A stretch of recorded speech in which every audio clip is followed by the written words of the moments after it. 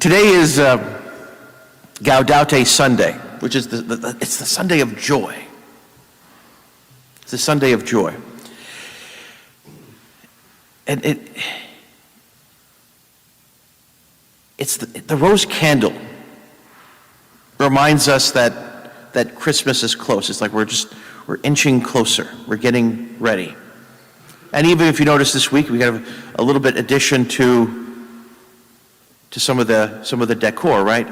We're not quite there yet. It's like I tell my mother, it's like, okay, maybe as you're getting closer, you can put the tree up, but don't put the lights, don't put the decorations in yet, right? It's a reminder that things are inching, creeping, and added more greenery. Why? Because in the midst of a desolate winter, what do the pine remind us of? Life. That in the midst of the dead of winter, hope exists. Hope carries us through to the promise of the spring to come. And so too in our lives, in the midst of struggle, right?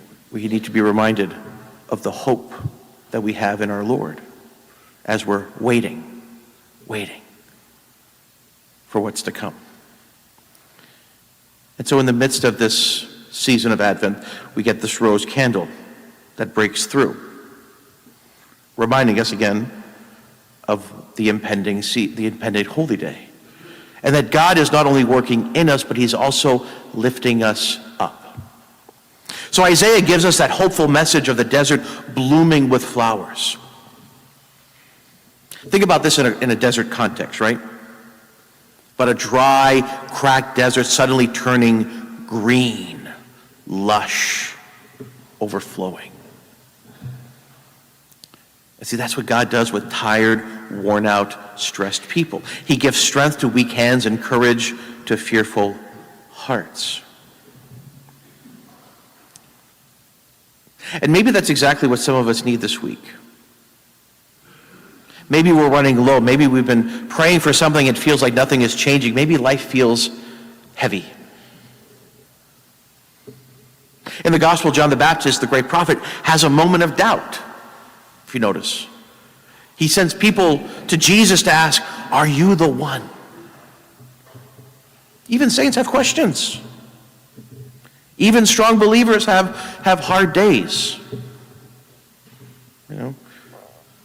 I can only imagine there are moments within the life of the good Saint Mother Teresa of Calcutta,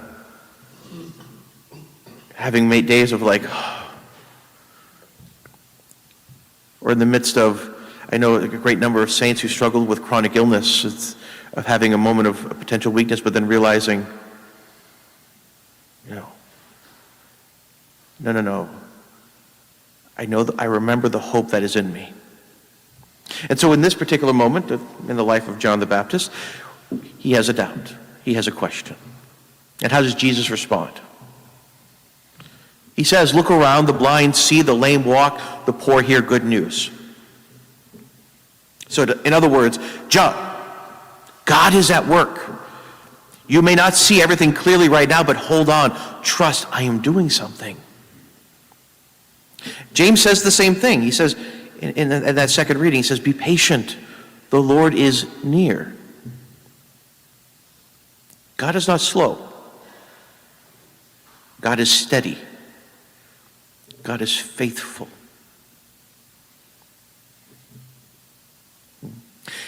Sometimes that's what and it's hard to describe this in practicality sometimes to people and to reassure, because it's like I've had moments like this where even in the midst, it's like I know that whatever I'm dealing with, whatever the struggle is, it's not gone. But it's like right in the middle, it's like I remember who I am. And then I remember the purpose of my life. And I remember the source of it all, and it's like, you know what? Sometimes it's enough to just give me the strength to put into my legs to get back up and to move forward.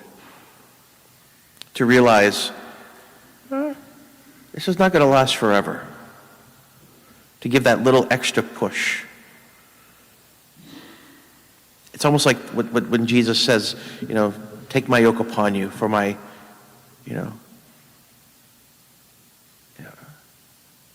for my yoke is easy and my burden is light. We're still working, we're still moving, we're still doing something. We're still struggling together. But let me help it make it easier a little bit. Let me take a little more of the burden off of you. To kind of give you the mindset and the attitude to face it together. And so this Sunday, it's a reminder not just to prepare our hearts, but to let God encourage us. To let him lift us when we feel low. To remember that joy doesn't mean everything is perfect. It means we trust that God is still moving, still healing, still bringing life to dry places. It's like one of my favorite saints of recent history is St. Maximilian Kolbe. Right? There was a recent film put out this year, I believe it's called Triumph of the Heart. It's dramatizing, I think, probably the most horrific and difficult moment of his life, where, his last hours of life, from the moment where he gave himself up to take the place of another man. Right? But I remember hearing stories of people who survived Auschwitz, who remembered him, who lived among him in that horrendous environment. And the one thing they remember of him is that he was always joyful. The circumstances they existed in were horrendous, horrific, terrible. But he never forgot who he was and the goal of his life.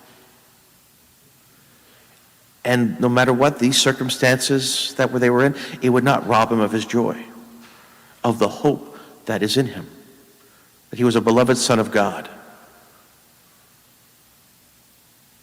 And the purpose of his life, the goal of his life, was to be in relation with God for eternity, something beyond this moment. And that carried him through, and it infected other people as well, and it helped to keep them going.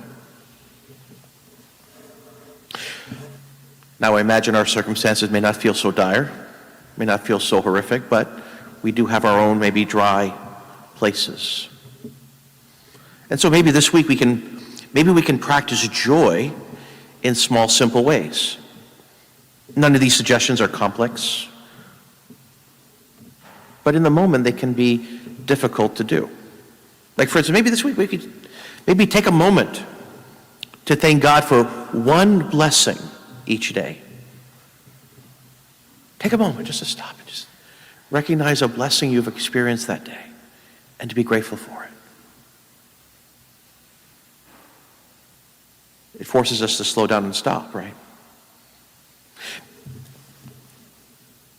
Maybe this week, practicing joy, maybe we can smile at somebody who needs encouragement.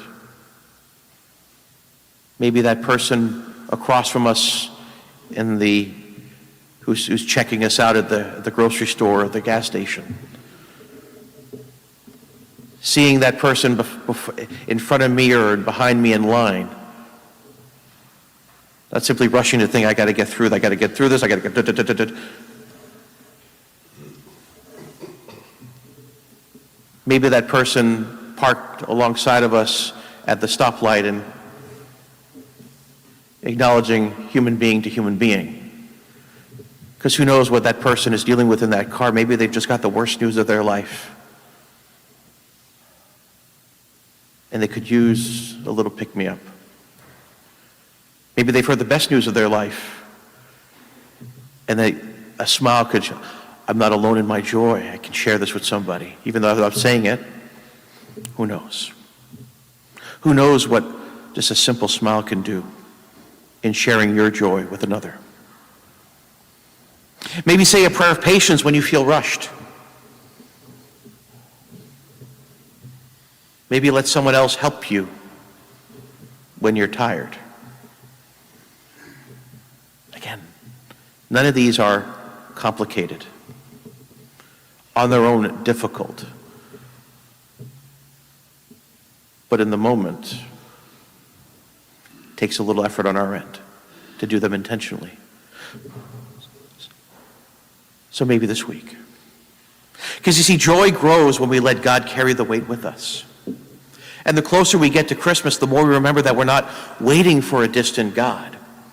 We're waiting for Emmanuel, God with us. So let God lift you up this week. Let him give you joy. Not the joy the world gives, but the joy the world cannot take away.